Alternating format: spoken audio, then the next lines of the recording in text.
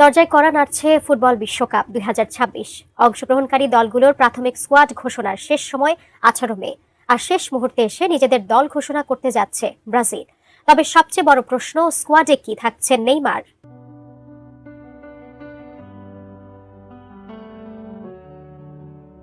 লাতিন ফুটবলের চিরচেনা ছন্দ আর সাম্বার দেশ ব্রাজিলের হেক্সা জয়ের স্বপ্ন বহু বছর ধরে আবর্তিত হয়েছে একটি নামকে ঘিরেই। তিনি হলেন নেইমার জুনিয়র, যাকে ভাবা হয়েছিল পেলের যোগ্য উত্তরসূরি এবং সেলেসাওদের অন্ধকারের মাঝে আসার আলো। সেই নেইমারের আন্তর্জাতিক ক্যারিয়ারের গল্পটা যেন এক পরম প্রাপ্তি আর চরম ট্র্যাজেডির মহাকাব্য।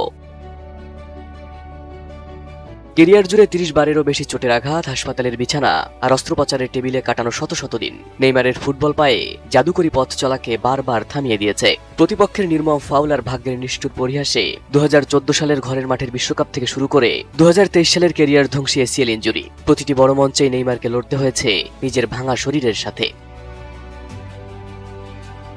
এই দীর্ঘ সংগ্রাম কেবল নেইমারের একার ছিল না, এটি ছিল বিশ্বজুড়ে কোটি ব্রাজিল ভক্তের এক নীরব বুক ফাটানো আক্ষেপের গল্প, যারা প্রতিবারই তাদের প্রিয় তারকাকে চেনা ছন্দে দেখার অপেক্ষায় বুক বেঁধে অশ্রুসিক্ত চোখে বিদায় নিয়েছে।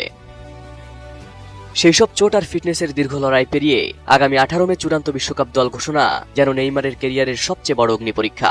দীর্ঘ চোটের কারণে ২০২৩ সালের পর দেশের জার্সিতে মাঠের বাইরে থাকা ৩৪ বছর বয়সী সান্তোস ফরওয়ার্ড এখনো কোচ কার্লো আনচেলত্তির শতভাগ ফিটনেসের মানদণ্ডে পৌঁছাতে পারেননি, যা তার স্কোয়াডে থাকা নিয়ে তৈরি করেছিল চরম অনিশ্চয়তা।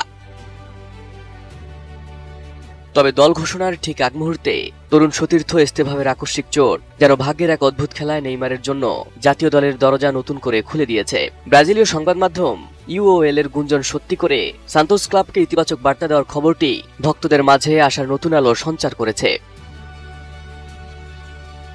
দেশের হয়ে ১২৮ ম্যাচে সর্বোচ্চ ৭৯ গোল করা এই জাদুকর যদি শেষ পর্যন্ত আনচেলত্তির ২৬ জনের চূড়ান্ত দলে জায়গা পান, তবে তা হবে ইনজুরির বিরুদ্ধে এক লড়াকু নায়কের রূপকথার মতো প্রত্যাবর্তন, যেখানে সব আক্ষেপ ঘুচিয়ে নিজের শেষ বিশ্বকাপে ব্রাজিলকে বিশ্বজয়ের মুকুট এনে দেওয়ার এক চূড়ান্ত সুযোগ পাবেন নেইমার।